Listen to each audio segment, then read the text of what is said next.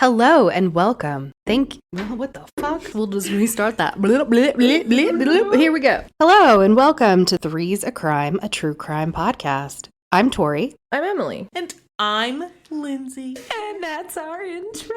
Here we are professional podcasters. We're podcasters, bitches.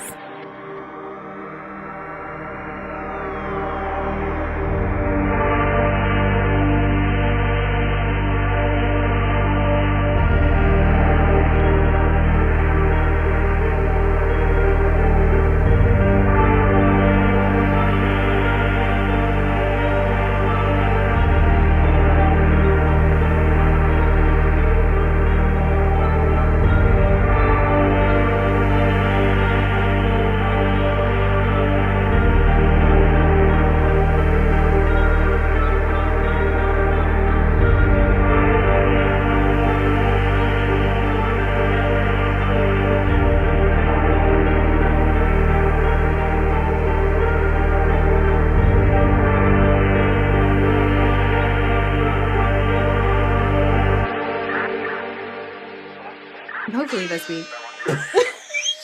I ruined it. You know what? She should do that every time we interrupt her. Oh my god! I think that's a great idea. I'm gonna use this for when I need to get attention. Hey everyone, shut the fuck up. I'm trying to get my comment out. I think that's a great idea. I think you should just keep that. Keep it. We're going to talk new business. So today is recording day. So we're ordering food from Cooney's Thai. Very excited to try it. We looked at the menu. We were all like, We basically got one of everything. we really It's, tried.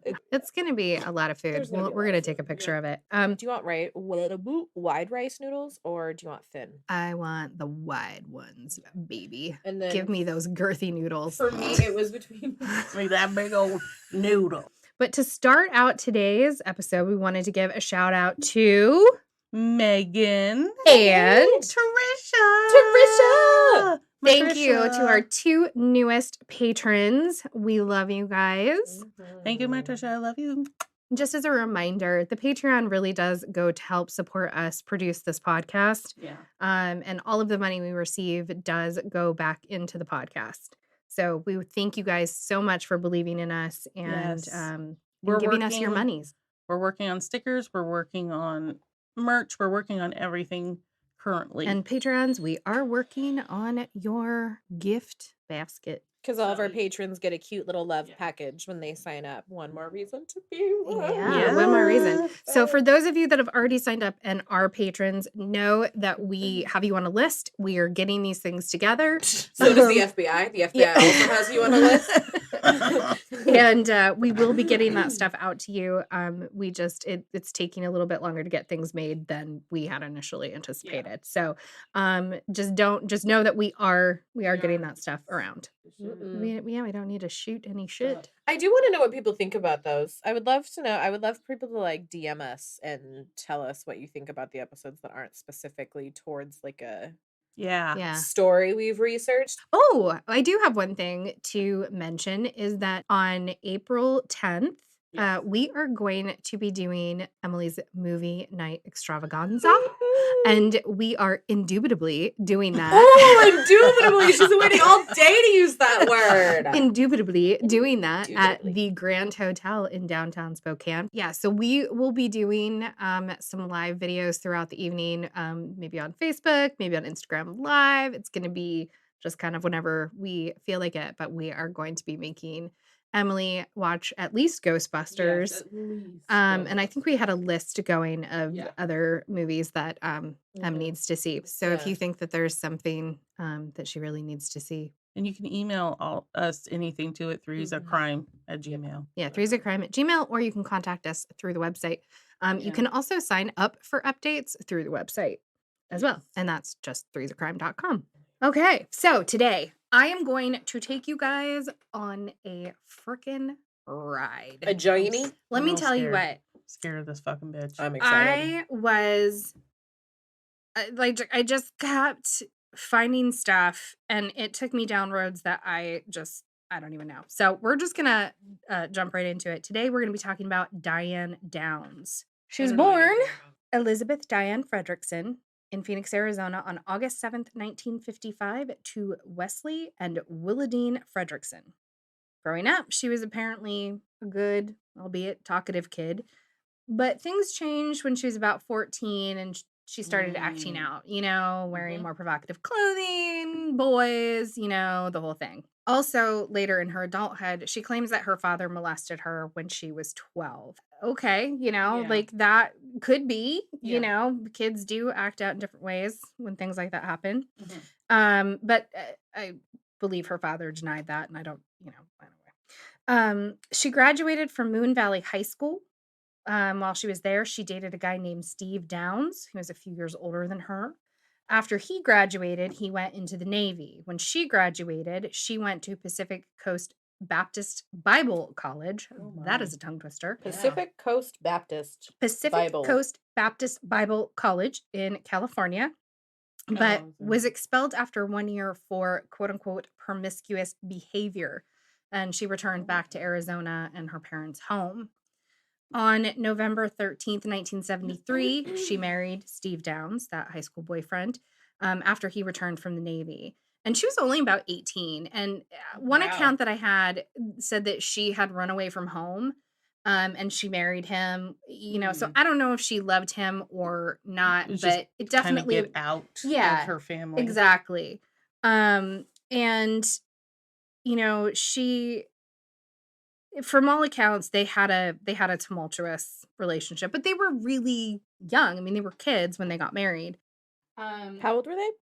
She was 18 and he was maybe, I don't know, 19, 20 probably. In one interview, because I watched a lot of her interviews, and but in one interview, she talks about how she always wanted to be a mother and how she would carry around dolls on a pillow. So when she got married to Steve, she was like, I didn't even ask. Like, I just went ahead and got pregnant. I wanted to be a mother. So I was going to have babies. Okay. And it's so weird because what type of a person thinks about, like, I didn't ask for permission to get pregnant? Like, most people would have like a discussion with their spouse about whether or not they wanted children. And it just was weird to me that she phrased it as, I didn't ask permission. So the first child, Christy Ann, she was born in 1974. So about a year after, not even a year after they got married. The second child, Cheryl Lynn, was born in 1976. And Stephen Daniel, who was known by Danny, was born in 1979.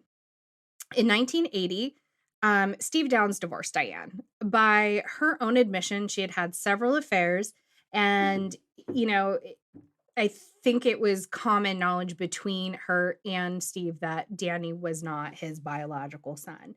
I think when she got pregnant, that he was going to try, for the sake of the kids and the marriage, but her affairs, it was just too much. He couldn't take it, and they got divorced.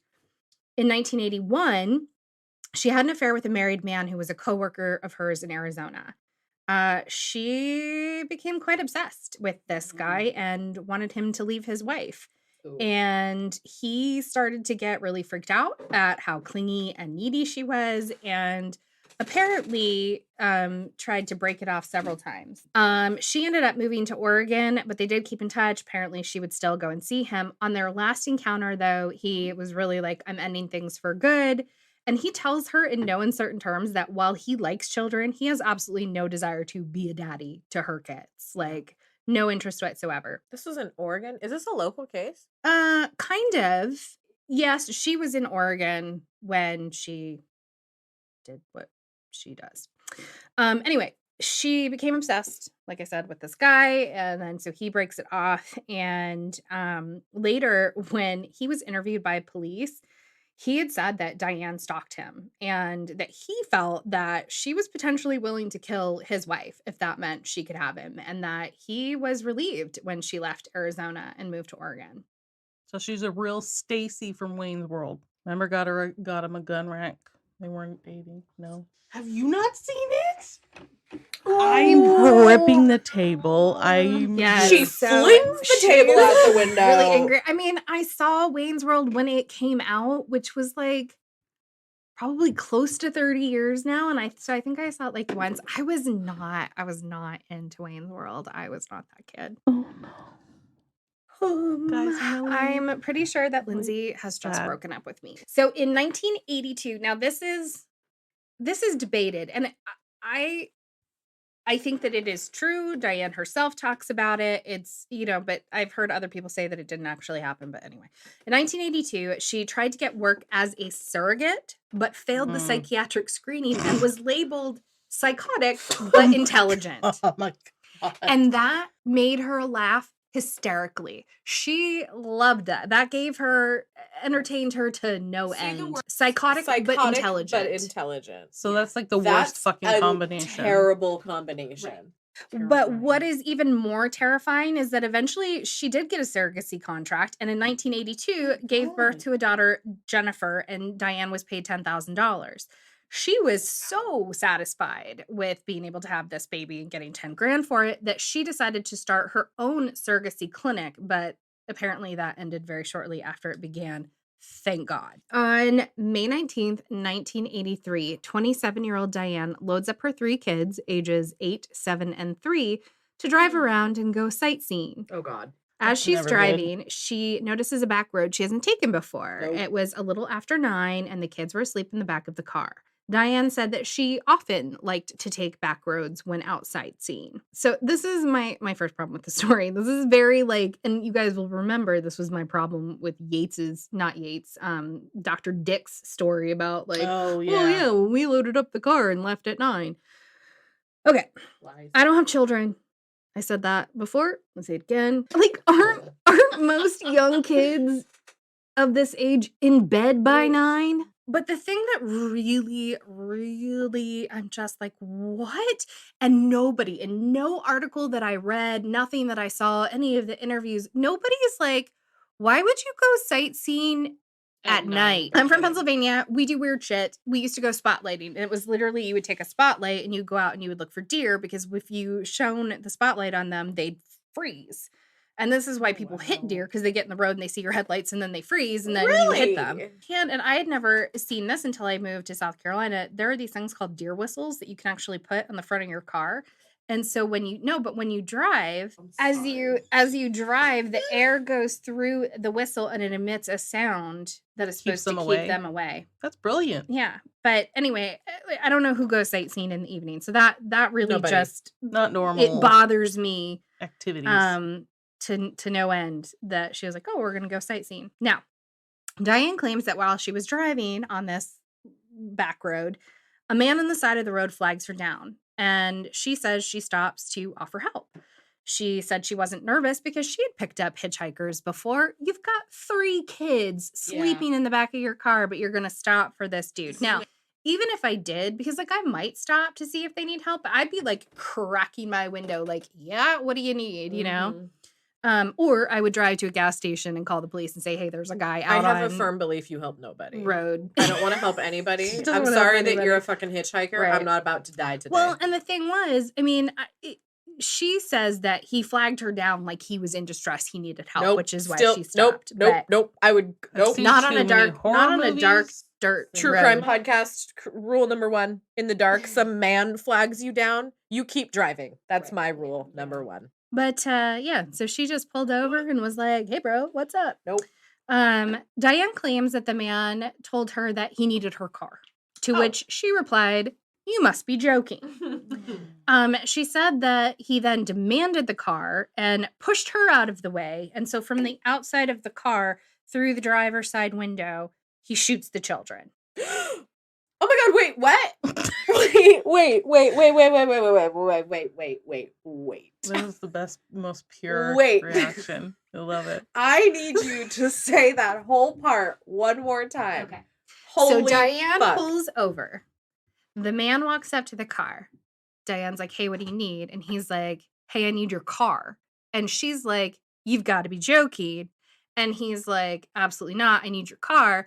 And then he kind of knocks her out of the way and just starts shooting in the backseat, shooting the children. This is why you keep going. Yeah. Remember what I just said just now? Remember? Yep. Now, at some point, she's getting out of the car, or he gets her out of the car, and he wants the keys. And at some point when he was shooting the children, Diane had been shot in the arm. And even though it was a shot in the arm, it actually was a pretty significant injury. Like when they did get to the hospital, she had to have like a titanium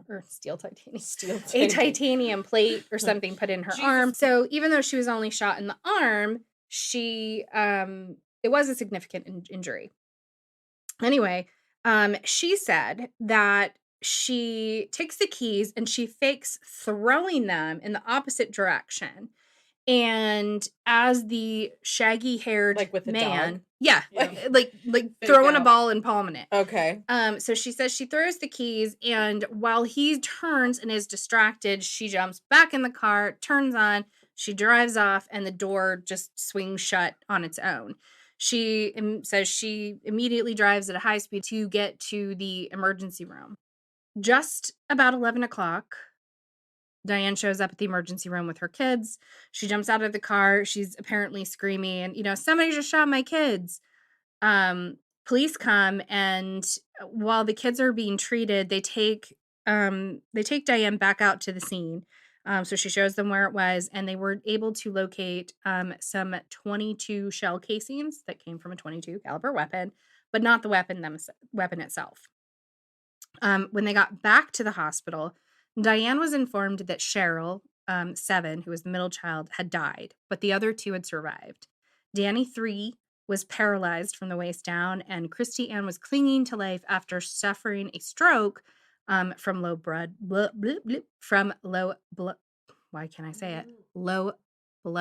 pressure. And so Christy Ann was the only living witness to what actually happened, because Danny's only 3. After receiving this news, Diane's demeanor was flat. She didn't cry. She didn't show any emotion. And the police and the investigators are just like, what? And she told investigators, quote, "I just kept saying, God, do what's best. If they gotta die, let them die, but don't let them suffer." If hearing that is a trigger for you, you may want to skip the rest, because her statements steadily get more and more disturbing.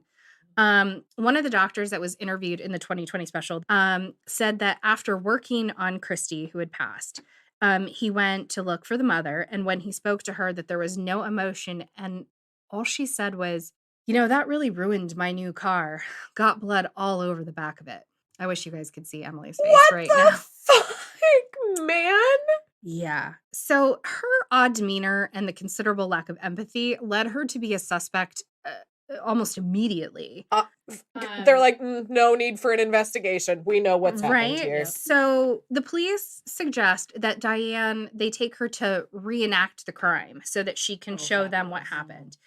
And they videotape it. And this has got to be one of the weirdest things that I've ever watched, because if I had gone through what Diane says she went through, the idea of having to go back and reenact the moment that my 3 children were gunned down, like I don't know that I could physically do that.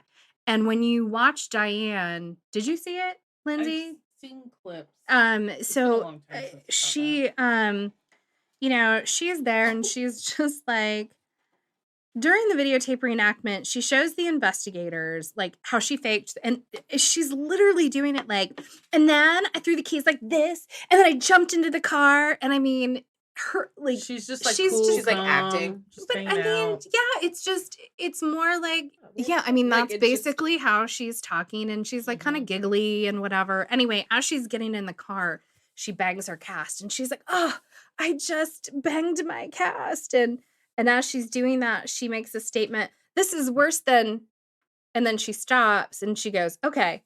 And the general consensus is that they thought she was going to be like, "This is worse than when I shot my arm." But she caught herself. But it's it is so weird when you listen to her, because like you see that, because she just says it like, "Oh, this is worse than when I," and then there's like a considerable pause between "when I" and then the "okay." She went on a bit of a media blitz. Like, everybody wanted to interview her. Here's this mother that got basically carjacked and whatever. And she clearly, she clearly was enjoying the attention that she was getting out of this. During this time, she was also being investigated by the police over and over again. Her story about the night kept changing, which is just never a good sign. She later acknowledged that her story changed, but she blamed the investigators on the case, saying that they kept telling her that she was forgetting things and that she needed to think about it harder.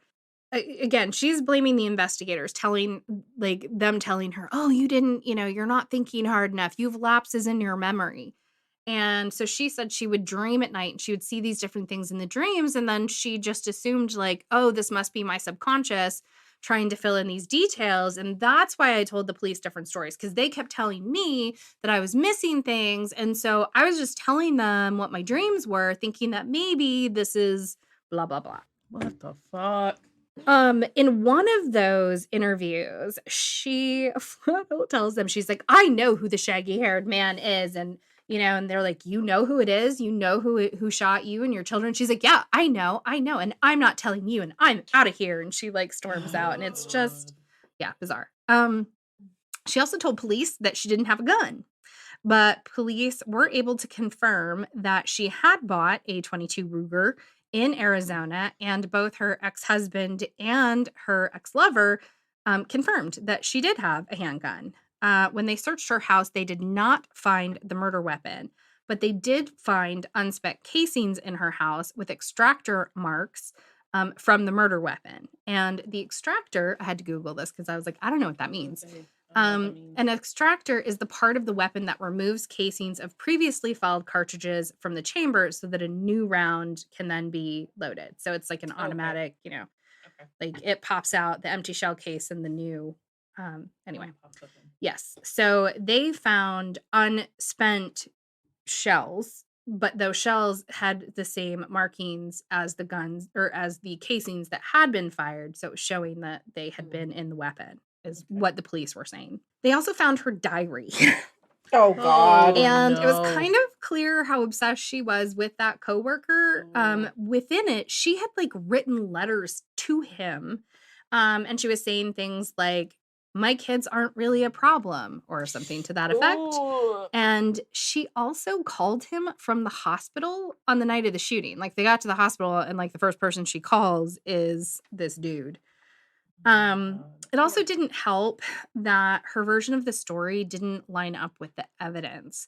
She had claimed that this shaggy-haired man had fired through the driver's side window, but there was no splatter on the driver's side area, nor was there any gunshot residue. Also damning was that witnesses saw Diane driving to the hospital, and they claimed that they were on a road where like they couldn't pass. And that Diane was only driving about 5 to 7 miles an hour, even though she said that she had sped to the hospital. 5 to 7 miles an hour is just like letting not the car even go moving on its own. Now, in an interview, I heard her respond to that, and basically was like, "Why would I take, if I had done this, why would I take my kids to the hospital? Why would I get them treatment?" And, like, yeah, maybe I wasn't driving super fast, but I had just been shot in the arm. And have you ever tried to drive, when you're shot in the arm? So whatever. And she also, her response to this was to say that if she was going to make up a story, she would make up a better one than this because she knows that this is crazy. And sorry, I had actually written her quote. She said, "Why would I have taken my kids to the hospital? Wouldn't I have made sure that they were dead and then cried crocodile tears? That's insane to think that I would do such a thing and then bring the witnesses in against myself. That's crazy." What the fuck, bro? And, here's the thing, like she did take them to the hospital, but she had to take them to the hospital in order to establish the alibi for like this story. And, I think she thought she had probably allowed herself enough time that they would be dead by the time that she arrived. I don't think she expected any of them to survive. And she talks very chillingly about how Cheryl, the one that did pass away, she's like, I didn't realize that she was choking on her own blood, and there was just so much blood, and it'll haunt me the way that she was reaching out for me. And I'm just like, but she says it in such a like, oh yeah, Like, I didn't realize. Yeah, it's so devoid of any emotion. Hey guys, how you doing? We love you. We like the monies, and it helps us do stuff for you. We love you. You can go to our website at threesacrime.com and give us money on Patreon. We love you. Goodbye. Bye. Love that. And here's where I started really, not that I didn't have a problem with Diane before, but like this stuff. In one of her TV interviews, she says, quote, "Everybody says you sure were lucky. Well, I don't feel very lucky. I couldn't tie my damn shoes for about 2 months. It's very painful. It's still very painful. The scar is going to be there forever. I'm going to remember that night for the rest of my life, whether I want to or not. I don't feel very lucky." Oh my God, get the fuck out of here. Get out. I'm done. It just was not how I expected the sentence to go. Like, I could understand her being like, everybody says we were lucky, but like, I don't feel lucky. My child died. My whatever died. Not like, I have a boo-boo. I'm sure that you're going to tell me this, but where were the kids shot? I'm assuming like the angle of where they were shot has a big deal in cracking this case. Believe it or not, that isn't, they don't really talk about that. They don't really, I mean. Like, you'd have to find a way to say like, yeah, the angle where her arm was shot was obviously that she did it to herself. Yeah. I'm assuming that's the ending to the story. This is the 80s though. Yeah, 80s. Really, the only forensic sort of evidence that they talk about is the fact that they found that the extractor markers matched the bullets at the scene, and that there was no spatter on the driver's side of the door. There was no gunshot residue on the door. But we're going to get into some seriously crazy shit. So just kind of hold on to that. No, just hold on to that thought. So yeah, guys. She doesn't talk about the fact that she's grateful that she survived, or that the children, 2 of her children survived, and that she's going to remember that night for the rest of her life, not because it's the night her daughter was murdered, but because she has a scar in her arm and it was really, it hurts. What's worse is that she goes on to follow up that gem with, "I think my kids were lucky. If I'd been shot the way they were, we all would have died." So her kids were lucky because she was only shot in the arm and was able to get them to the hospital. If she had been shot like they had been shot, she would have died too, and they all would have died. So they're lucky because she's such a fucking hero. Yeah, it's disgusting. I hate it. It's really bad. It's really bad. I hate it. It gets worse. No, this gets worse. So I want you to prepare. It might actually make your head explode with just fury. But at the time of the interview that she was giving, that particular interview, she was pregnant with her 4th or 5th, if you believe the surrogacy story, child that by a man that she met on her postal delivery route. Apparently, Diane was lonely because they had obviously removed the 2 kids. She killed one of her kids. She killed one of her kids, and so they removed the other 2 from her care. You need a replacement. And she knew, she had 3 children that her, without. Basically, she knew her cycle like clockwork. She knew when she was going to be fertile, and she showed up at this guy's house, who was a guy that was just on her mail route with a bottle of something. She's seduced him and got pregnant. Like, she intentionally. She's a female dog in heat. You just find the first dick you can find. She's a fucking Lifetime movie star. Well, what's hysterical is they actually did make a movie of Small Sacrifices, and Farrah Fawcett played her. Fuck yeah. That's probably really not good. No, I mean, I think it really tickled her that Farrah Fawcett played her. That's too good. She's not good too good for her. Anyway, so she seduced him and she got pregnant. And from the things that I read, it really sounded like this was a one-time, one-night thing. Like, she had no interest in this guy other than like, I want your sperm. I want to have a baby. So the common thought was that Diane was hoping that the pregnancy would gain her sympathy at the trial. But I also think there's an element of truth in what she says about, I was alone and well, I'm going to read you here what she said, but it's so narcissistic that it's just, In defense of her pregnancy, she had this to say: "You can't replace children, but you can replace the effect that they give you. And they give me love. They give me satisfaction. They give me stability. They give me a reason to live and to be happy. And that's gone. They took it from me. But children are so easy to conceive." Like, there is I hate so that much. for so many reasons. Yeah, there's a lot to unpack There's there. a lot there. There's a That's lot to a unpack lot. there. Wow. Fuck. Wow. Is this bitch still alive? She is. Fuck. I got a picture of her up. You know, great. it's I just like, I don't even know who thinks like this, let alone says something like that out loud. She looks like a crypt keeper's Let alone wife. This is the Crypt keeper's wife. It's bad. Wife. Poor guy. Yeah, I don't know who says this shit out loud, let alone says it out loud on television. But it does, however, provide keen insight into how it is the Diane show 100% of the time. 100% of the time, 24/7. It is all about 25/8. her. Yeah, 25/8. 25/8. I'm so funny. Police arrested her on February 28th, 1984, 9 months after the shooting for the murder of Cheryl and the attempted murder of Christy and Danny. This was largely due to the fact that Christy was the only living witness to the shooting, and she had a really long road of recovery after her stroke.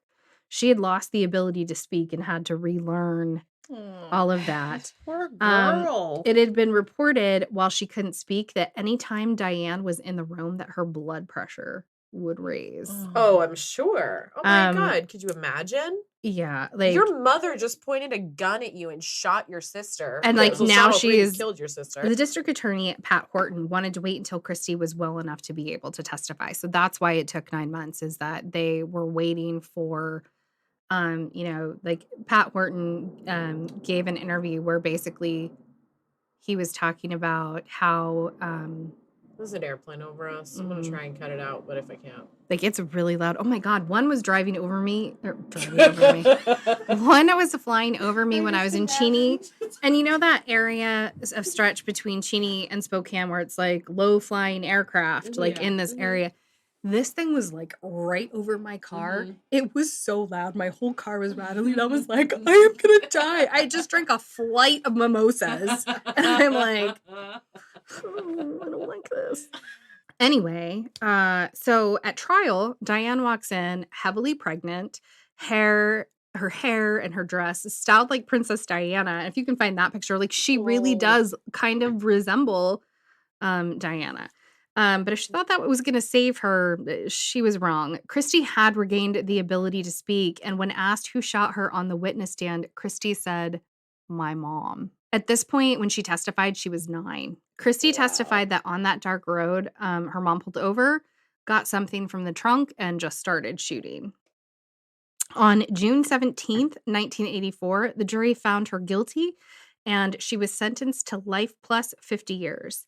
About a week after her sentencing, she gave birth to a daughter that she named Amy Elizabeth. But 10 days after the birth, the state intervened, and Diane's daughter was adopted to a wonderful couple who renamed her Rebecca. We're going to come back to that later. So you can. I have heard this story. Yeah. Rebecca has come out recently. Yeah, and that's so, why I've heard it. And then in 1986, Fred Hugie, the prosecutor in Diane's case, formally adopted Christy and Danny. Yes, I do remember this story. Yeah. That one? Okay. Like one of those. Like, just, yeah. From my research, they have led happy lives. I think Danny continued to be paralyzed, but did regain some function. And they just want to live private lives, which I can completely understand. So please, if you are looking into this case, don't bug them. In July of 1987, Diane escaped from prison and was hiding for 10 days. She was found hanging out with a former cellmate's husband, and she had seduced him as well. Shocker. Shocker. Yeah, I know. I put insert eye roll here. So, like, they had, like, Seriously. I mean, the police had, like, put up roadblocks and done all of this stuff, and they were like, she could be anywhere. And she hadn't even left the area. She was, like, 3 blocks or something from the, like, she wasn't far, this guy's house. She lost her appeals, and she has been denied parole. I watched one of those parole interviews, and Like, she sounds paranoid, and I mean, here's the thing, I will say, like, she has stuck to her story. I mean, I know they talked about her changing elements of it, but the main story, and I don't know if she's just told it so many times, told it to herself so many times that now she believes it, but, like, she really thinks that there's this whole conspiracy and all of it, whatever. Anyway, her next parole hearing is this year in 2021. And I don't understand when you get, like, life plus 50, like, how do you, why are you getting parole opportunities on this? Like, it's supposed to be your life plus 50 years, meaning you're never gonna get out. Anyway, so that's the story of how Diane Downs is guilty of, but wait, was she? Was she guilty? Okay, listen, I don't even wanna go over this part of things. But there are some arguments against Diane being the killer, and I have to admit that some of them are kind of compelling. So I think in the interest of being fair, I think we have to cover these things. And I'm just going to give you guys the information that I read. I still think that she's guilty, but and I think that even if she's not guilty of this, she's still psychotic and needs to be away from people. But trace metal tests were performed on Diane that first night at the hospital. Trace metal tests are done to determine if someone has touched or held something metallic. They were negative. The defense argues that this proves that Diane did not hold the gun. She could not have held the gun. And so she, therefore, could not have shot her children. And in most cases, that would have ruled her out. Yeah. They would have started looking at other suspects, but the police were so sure that Diane had done this, that didn't persuade them. The prosecution argued that the shooter had to be like anywhere from 0 to 8 inches from the children when they were shot. And if that is how far away, Diane should have been covered with blood spatter on her clothes, in her hair. And when she got to the hospital, the only blood that she had on her was from her arm. There was no blood spatter. There was nothing in her hair. Where like even if she could have like pulled off somewhere and washed her hands, she wouldn't have been able to get it out They of would still everywhere have it like else. in your eyebrows. You would have in your nose, like little tiny particles, and she didn't have any blood spatter or any gun residue that was detectable either. So if Diane had no blood spatter or gun residue, didn't hold the gun, how did she commit the crime? And I agree with them in the respect that this does pose enough of a question that other suspects should have been looked at, and they really didn't investigate anybody else. They were so sure that Diane had done this, especially from her demeanor. And so then we have to talk about the fact that Hughie adopted the children. There is no proof out there that he adopted those kids for any other reason than caring for them and wanting, feeling for them and having their best interest at heart. However, there is an argument that him adopting them, like it's never been done before, and it is a conflict of interest.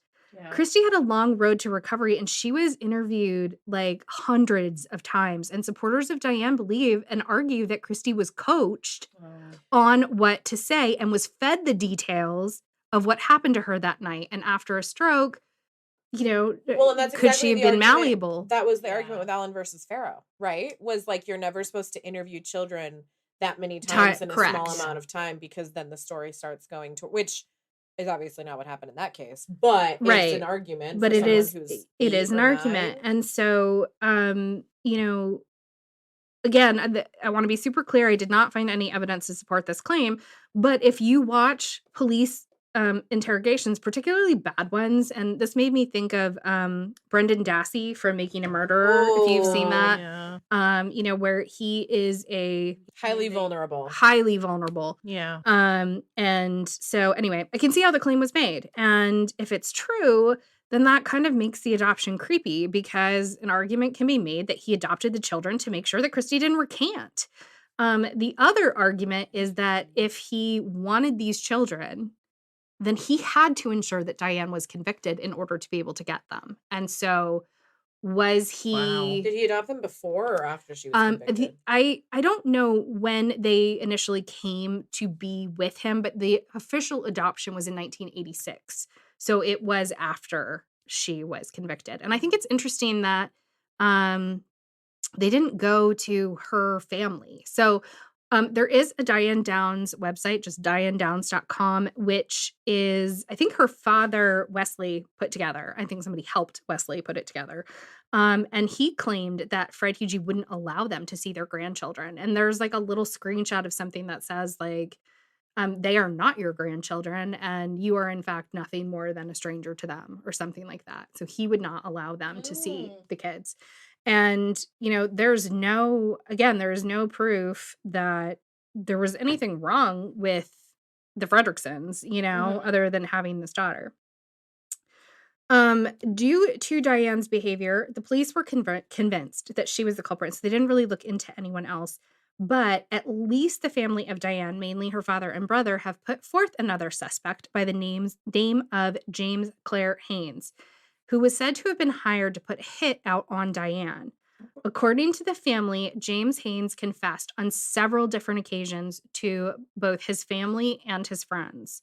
The information that follows is from an article on salemnews.com. I'm not saying you. Yeah, I'm just saying that feels like a lie. They're shaking their heads at me. Just like, and so I'm She's sure just telling us the information. We're like, you're wrong. I am sure that you at home are feeling the same way about this. I am going to read, I'm paraphrasing an article from salemnews.com written by Tim King. And I actually put that I'll link this article in the show notes so you can read it. But for here, I'm just going to paraphrase. If you have a problem with what I read, contact Tim King and tell him. According to reports, federal investigators were looking into DA Pat Horton, who was prosecuting biker gangs on drug charges. Now, Pat Horton was Fred Hughes' boss. Oh. Yeah. So investigators thought that perhaps he was involved in this drug ring that was going on, and that Diane was being coaxed by federal prosecutors to gather evidence on Horton. One article I found, he was referred to as Snortin' Horton in drug circles. Now, this is the 80s. This was deep in the middle of the cocaine and crack epidemic. There is an excellent documentary on Netflix about that time and the cocaine and crack epidemic. And there was a lot of corruption that was going on with law enforcement. There was a lot, and I mean a lot of money to be made during that time. And a lot of people lost their moral compass. And so police were on the take. There were DAs, etc. Anyway, supposedly the story got around that Diane was doing this, and that Haynes was allegedly hired, presumably by Horton, to get rid of Diane and was to be paid $25,000 for the hit. He bragged that he was protected. And there is some circumstantial evidence to back that up. Haynes was a career criminal. This article mentioned his 75-page rap sheet. Holy fuck. Wow. But Jesus. During the time that Horton was district attorney, he was blessedly free of arrest during that entire time. So my big question here is why? Like, they didn't give any backstory in the article about like Diane being involved in the drug scene. I mean, she was someone who was clearly, she was 27. She was your age. Oh my God. And I think, there was probably a part of her that was, wow, like she enjoyed going out and doing stuff. But I don't know if she was in the drug scene or not. And I don't know why the federal investigators would have come to her to be like, hey, but I'm just telling you, this is what the... No, it's just that whole story makes no sense if there's no reason why. Right. And I mean, like I said, so weird. I'll link that article so people can read it. They can make their own decision. Diane still proclaims her innocence, and her brother James Fredrickson is still an avid supporter of his sister.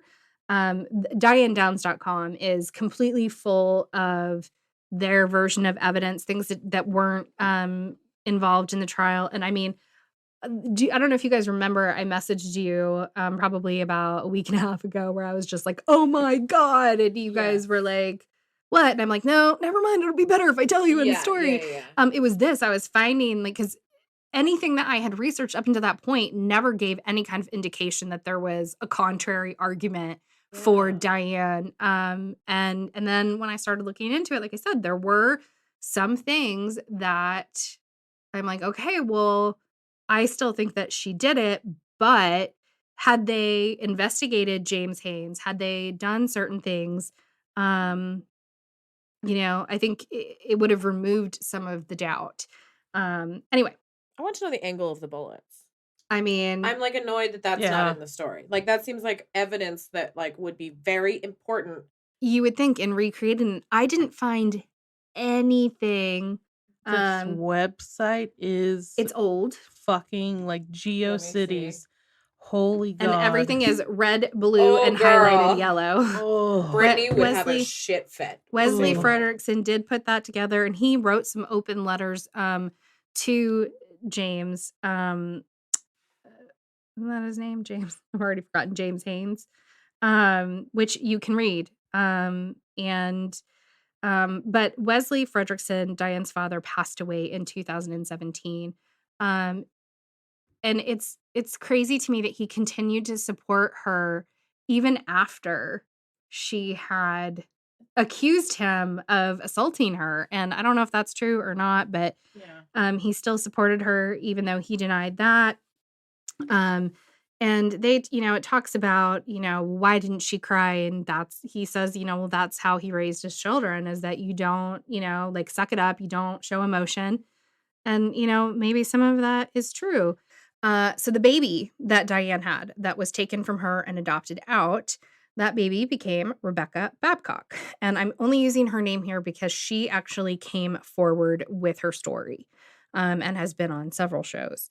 She had always known that she was adopted, but by age 11, she tricked the babysitter into getting her birth mother's name. So she's basically like said something about it, and like the babysitter was like, "Oh, so you know that your mom was Elizabeth Downs or Diane Downs?" And one of the things too, sidebar, that I read was that when she turned 14 and was having these whatever, that she had dropped the Elizabeth and started going by Diane. Oh, that makes sense. And on that DianeDowns.com website, they were like, why did she drop the Elizabeth? Well, because we called her by her middle name. She had 2 aunts that went by their middle name. And there are people that do that, you know? I've only known her as Diane. Right. So when you were calling her Elizabeth, I always got confused. Yes. Well, because at first, like it was showing up as Elizabeth Downs because Elizabeth is her first name, but she goes by Diane. Anyway, once she had the name, Becky went to the library and found that Anne Rule book, Small Sacrifices, about the case, and opened it up, and she, finds her mother's picture. Holy shit. And that's a lot for a person to digest. She was 14? She was 11. 11? She was 11. And it's like, we talk about, so I'm going to be doing a Patreon story coming up about my great grandfather, who was not a great person. And definitely, like that took some time for me to come to terms with. And so I can't imagine like finding out, and there was a part of her that was like, okay, well, her blood is running through my veins. Like, am I going to be like her? But there's a lot. She's done a lot of interviews recently. So, people can go out there and watch them for more in-depth information. But I will say that she did reach out to Diane wrote her letter, and just after she talks about it in depth in the interviews that she's done, but she did eventually end up reaching out or regretting reaching out to Diane, because she started getting letters from her that just got like weirder and weirder, and like where Diane's like referring to herself in the third person and telling her that, if she wasn't still protecting her, that Becky's life would be in danger because people are still out to get them. And I don't know. It's just, did they ever realize what was mentally what was wrong So with her? she was diagnosed with, and this is interesting Not because wrong, just I mentally. got Sorry. sucked into this amazing video that I sent yeah. you that's 2 hours long that talks about the cluster Bs. But there are 4 cluster B, and these are the personality disorders. And Diane was diagnosed with 3 of them, I believe. Narcissistic personality disorder, um, borderline personality disorder, and antisocial personality disorder. And antisocial personality disorder is the bad one. And it's interesting because in this video that I watched, the lady talks about it's the worst named one because we think now when we say antisocial, that's somebody that doesn't like being around other that's people. Me. Yeah. No, it's people that that know that there are societal rules, but they don't feel that they apply to them. And so they are anti-society, not anti-social. Psychopathy and sociopathy are not clinical definitions, but when you talk about psychopaths and sociopaths, that the clinical name for those people is having an antisocial personality disorder. These are the people that end up in prison, and they are the least likely to be able to overcome it. And she talks about that. Like, people that have borderline personality disorder are the ones that are most likely to get help. And these are people that have a hard time like reacting appropriately and like just societally have issues. Like one girl in something else I watched talked about how like her best friend in middle school her this letter that was like, why would you?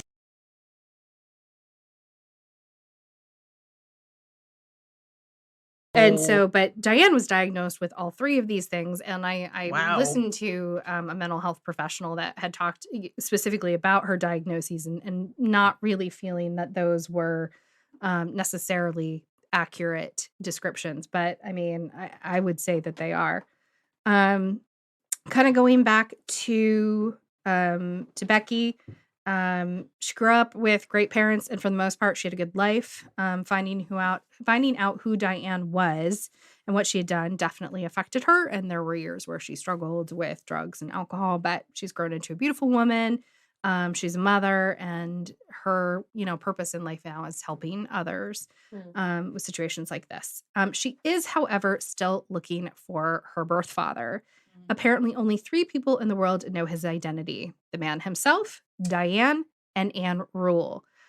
Becky got the opportunity to talk with Anne Rule, and it was filmed for that 2020 show. And Anne told her that she had been sworn to secrecy by Diane and that she would never tell his identity. And I think that's a really it's a really shitty thing to do. She doesn't deserve. No, she doesn't deserve the anonymity, and it's just a really shitty thing to do to Becky. And she was like, "Oh no, but your dad was a really nice guy, and he da da da da da." And I'm just like, fuck you, Anne Rule. I make no offense. That's why you were mad at Anne Rule. That makes sense. Yeah, and I did not. Well, yes, that is why I was bad at Anne Rule. I watched the Oprah one. I'm like, why? She didn't do anything. Why is she mad? I will be completely honest. I did not read Small Sacrifices. I wanted to, but there were definitely some things that I read that led me to the belief that Anne Rule's book was definitely very pro the police, and not that there's anything wrong with being pro police, but that she had an agenda, and I wanted to keep an open mind about the story. So so she is still looking. And Anne Rule died in, I think, 2016.